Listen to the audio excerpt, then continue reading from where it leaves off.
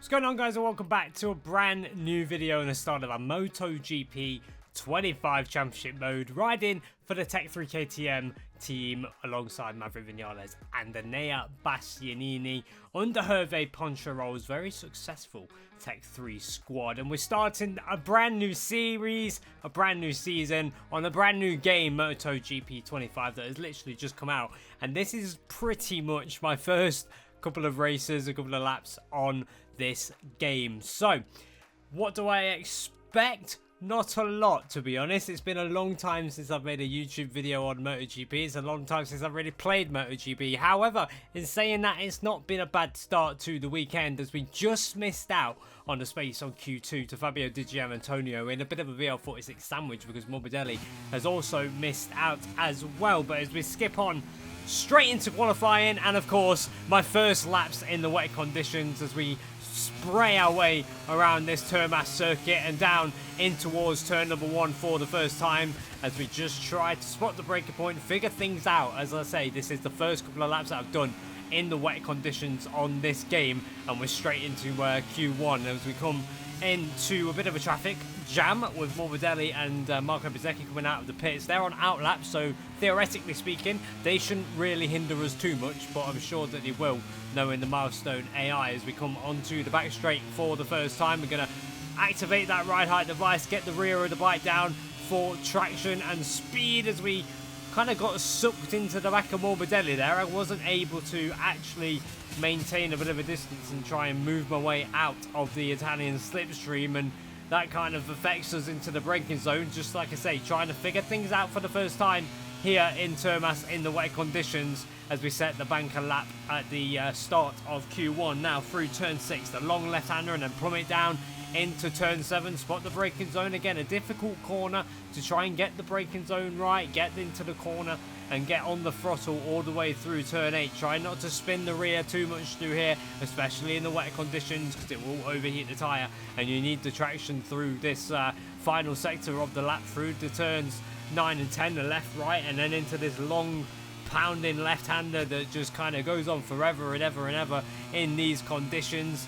We get the traction out of there, we don't really actually, a bit of spin from the rear tyre, and now spot the braking zone into this very tricky final couple of corners, trail braking all the way to the apex really, and then you just want to pick the bike up, throw it over the left, not too much inside curb, especially in these conditions, and that's a lap. And the first lap is a 46.356, and that puts us at the top of the time sheet by 1.1 seconds over our teammate Enea Bastianini. But we are going to go for a second lap. We will get faster and faster as these conditions continue, and you can see that as we go halfway round our second lap. We're 0.7 of a second quicker than our banker lap, but that was a mistake into turn number 7 there, and it cost us a bit of time. And then you could just hear the bike spinning all the way through turn number 8, and that kind of cooked the tyre on the right hand side, and as you can see, it's not really back under control, and we've lost a heap of time.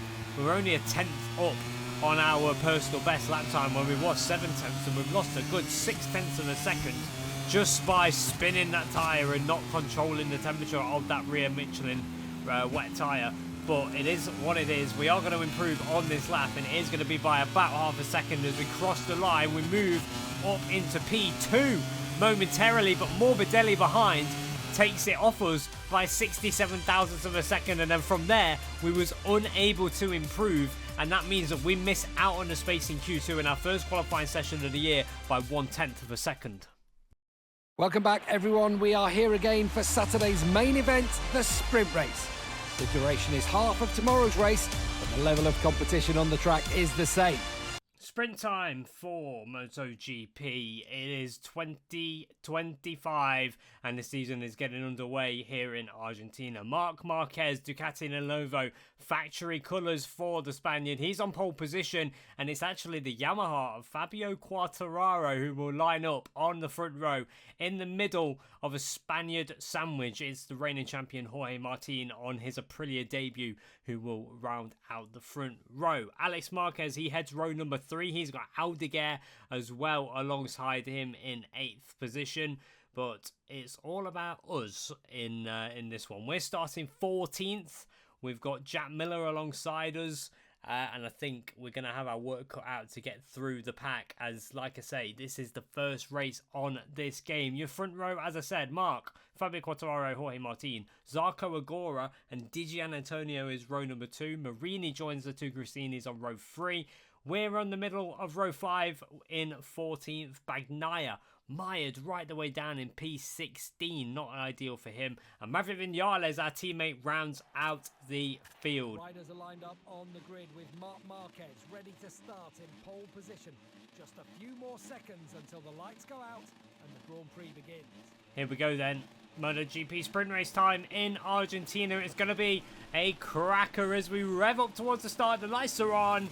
And after a long hold, we are underway, and it's a poor start. The reaction time was not there as we dumped the clutch of the RC16 and we head in towards turn number 1, and we're actually being mired right down the pack, down to about 22nd position as we head through turn number 1. So not the start that we want. So we're going to have to be nice and aggressive as we head through turn number 2, and we are in fact going to hold the inside line, and it's actually going to work out really well for us, and we move up into what's that, P14, P11 as we head round the outside of a couple more, and we're up into P10. So we've rescued that absolutely perfectly, I'd say, as we head in towards turn number 5 for the first time, I think it is, on the brakes into the hairpin. We've got the two Hondas of Marini and Zarco just on the outside as we're looking to just thread the needle around the outside of Luca Marini to hold P10, and we do so just about over the Italian, and now we can try and move forward on Johan Zarco. But as we get on the brakes, we get a little bit just sucked in by Zarco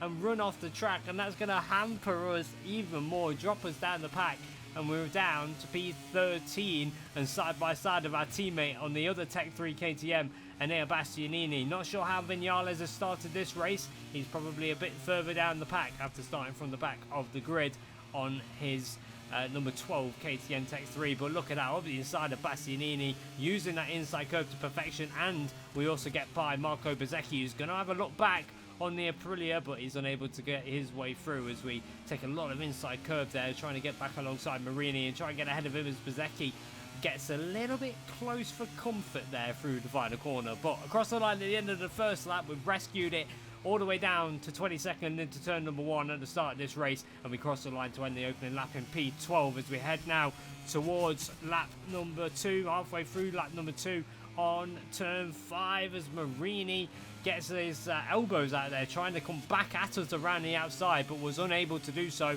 and that is us up into 11th place and the cusp of the top 10 just ahead with Alex Marquez on the Grassini bike. So that's the target, to get into the top 10 and then to try and break into the points paying positions, which is a nice P9 as I mentioned earlier on. So that's the target. We've just got to pick these guys one by one, get the feeling, get the comfort on the bike, build up the feeling on the game, and try to work our way through. But as we head on to lap 3, again trying to get up the inside of Alex Marquez to move ourselves back into the top 10 into the top 10 for the first time in this race, really. And we've actually got the switchback on Alex Marquez using the power of the KTM against that Ducati, and we do move up into 10th place. So at the kind of start of lap number 3, we're already just 1 point away from the points in this sprint race as Marquez gets very close to the back of our bike going on the brakes into turn number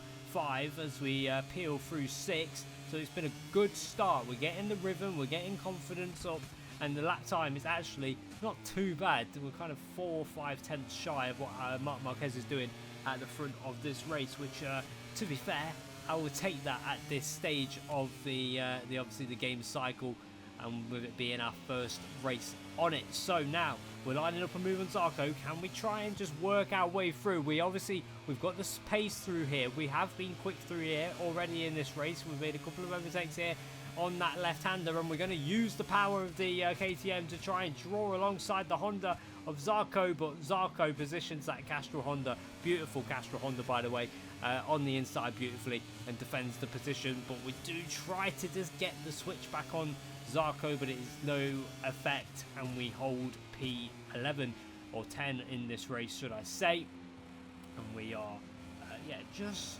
trying to find our way through here. We're just trying to find our way through. Time's running out. We are onto the penultimate lap of this race. We did set our fastest lap of the race on that last lap of 38.0 as we get a beautiful shot from above as we get the switchback on Zarco, the kind of infamous switchback now onto this long back straight here at Argentina, with the AI kind of running a less than optimistic line. They kind of they run very, very tight through the right-hander, far from ideal, and we're able to just use the natural line to carry more speed, and then that just sets up a nice move onto the back straight or onto the brakes at the end of it. But this time to no effect, but we do get the switchback on Zarco through turn 6, and we are up into the points, ladies and gentlemen. We're in P9. We've got a single point in this MotoGP sprint race. We do go a bit wide into turn 7, but we're able to hold the position, and now we can set our sights on the Prima Pramac Yamaha of Jack Miller, the Australian, who's moved back to Pramac for 2025, as we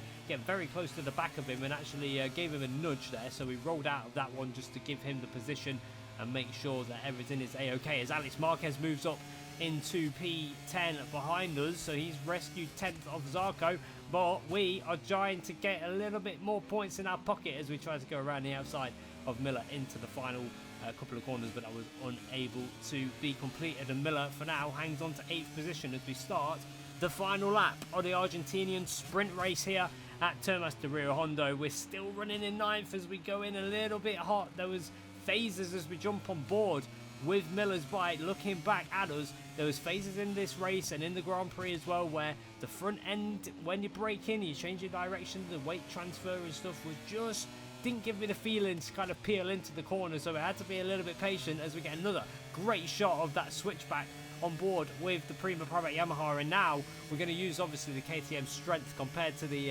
Yamaha, the slower Yamaha engine under Jack Miller's legs, and we move up into P8, and we shouldn't have to be too aggressive on the brakes as Miller gets very, very close to the back of our bike there. I thought for a second he might have collected us as we look to try and now get ahead of the rookie Iagora, who's having a strong start to the race in 7th place, a strong start to his MotoGP campaign, but we are going to try and take that off him with another switchback through turn 7 and into turn 8, and we do that beautifully and move back up into P7 now, so making progress. There's P6 on the cards now with Alex Rins on the other Monster Energy Yamaha bike. His teammate, by the way, Fabio Quartararo, holding 2nd place. The top 3 remaining unchanged, and it's going to be victory for Marc Marquez. Quartararo 2nd. Martin is going to take 3rd, but all eyes are on us and whether we can pinch a top 6 from Alex Rins, but it doesn't look likely, and it is going to be P6 in the Grand Prix, P7, sorry, as Iagora tried to get his way back through, but to no effect, and we crossed the line to take P7 in the sprint race and ultimately, crucially, collect 3 World Championship points to start our campaign. So already points on the board here in Argentina to start things off, but it is Martin rounding at the podium behind Quartararo and Marc Marquez on the factory Ducati bike. Aldeguer 4th with a Digi in 5th, Rins 6th, myself 7th, Agora, Miller, Marquez, Zarco, Marini. Bagnaia only worked up to 13th place, and then Bastianini behind Bezzecchi, Mia, Fernandez, Binder, Acosta, Vinales, Morbidelli and Chantra. So there we go, that is the first race in the bag, the MotoGP sprint race at Argentina. The championship standings obviously remain the same, and the points on the board there for us and the Red Bull KTM Tech 3 squad, with 3 points scored for 7th place in that 5-lap sprint. But on the grid then for the main race, the Grand Prix on Sunday, 9 laps ahead of us as we start again like the last one from P14. So let's try and make our way through the pack and try and get some more points on the board.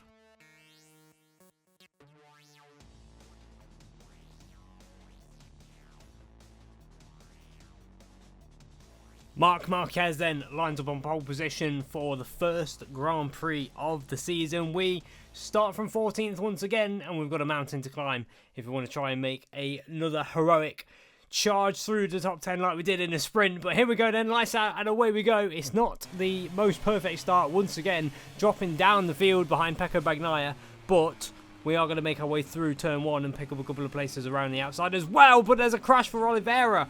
Oliveira's gone down, and we've had to take avoiding action, and unfortunately been mired right to the back of the pack. So that's a perfect start to this race. But we are going to just tiptoe our way around turn 2 using that inside line that we did in the sprint, and that has allowed us to recover a couple of places, which is the main thing here in Argentina. So down towards turn number 5 for the first time. We've got a bit of a KTM 3-wide battle going on there with Acosta and our teammate Bastianini, but down on the brakes into turn number 5. We're going to try and make a couple of positions up, and as all the AI and all the other riders jostle for position and hold each other up, we just sneak through on the inside there and gain a handful of places, and now we're up into P13. So after all of that, we've made one position. We've managed to make up a position as we now go up inside of Miller, but we get the braking all wrong, just like we did identical on the first lap of the sprint race and run wide at turn number 7.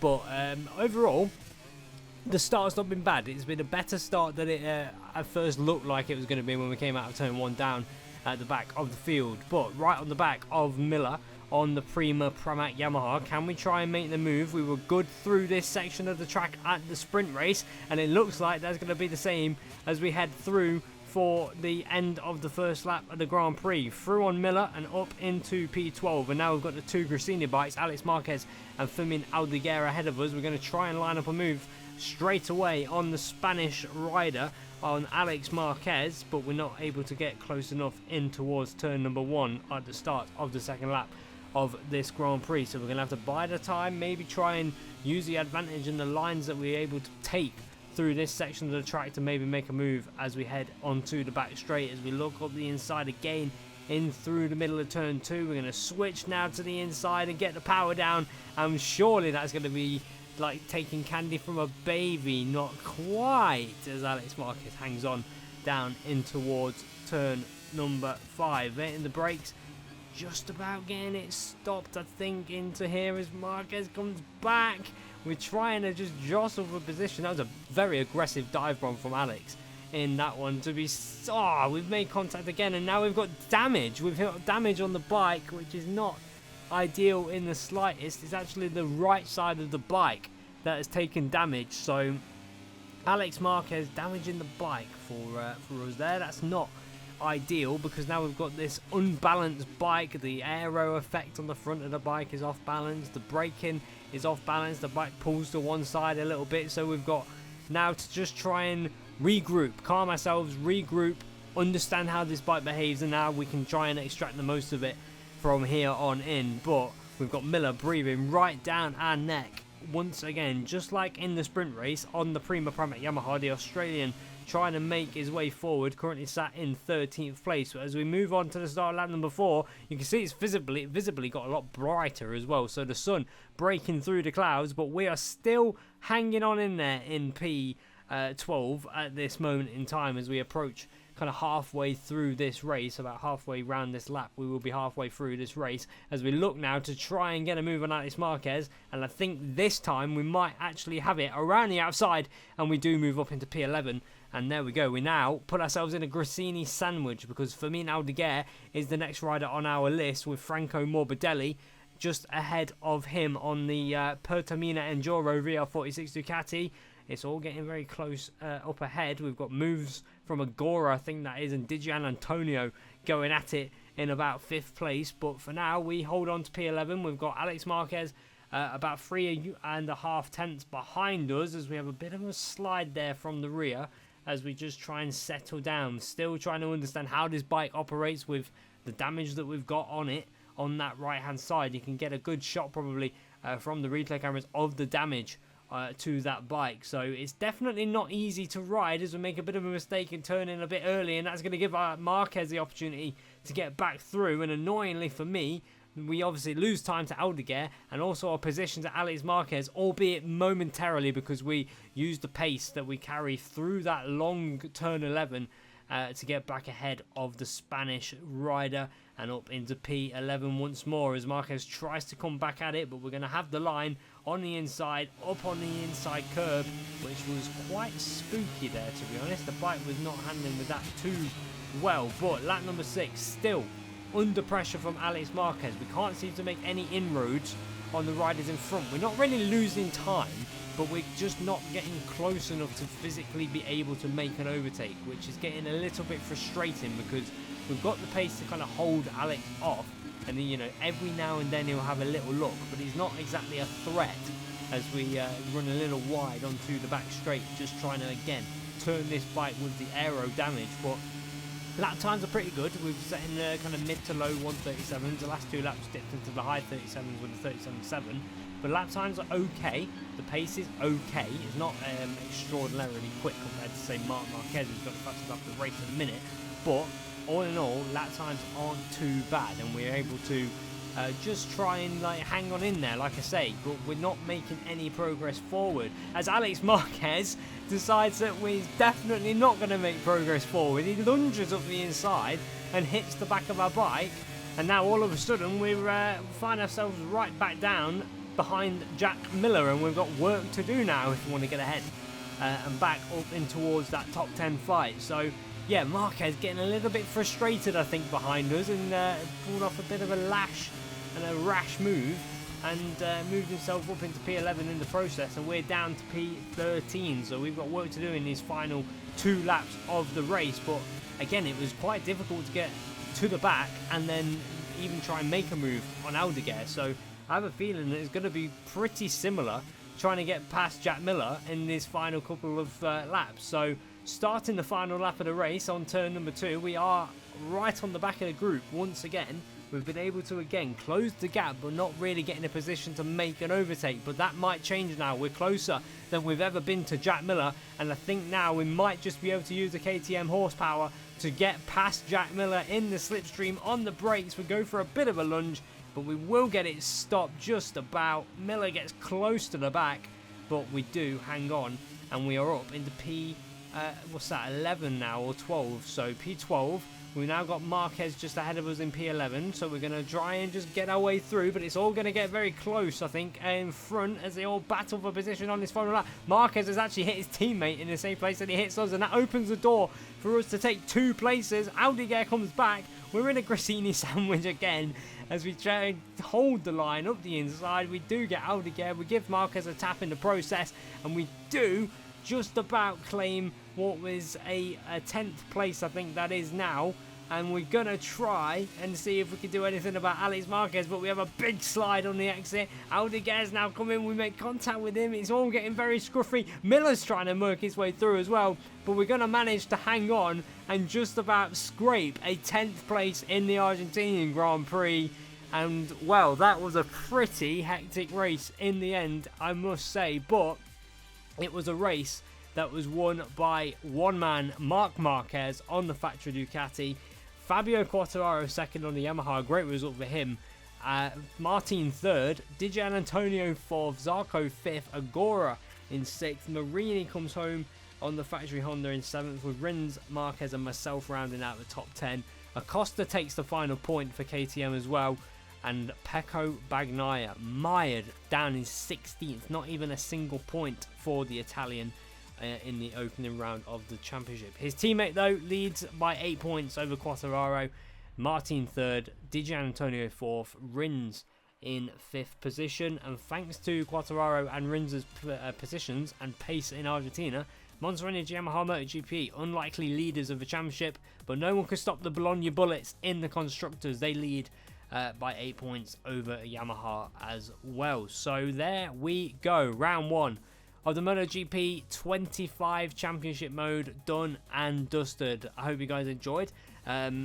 Please bear with me, I've been off YouTube for about 3 years, so I'm trying to just get my head around it all once again. But yeah, hope you enjoyed, and let's see what we can do next time out in Le Mans for round number 2, the French Grand Prix, and hopefully we can get some more points on the board. So until then, thank you for watching, and goodbye.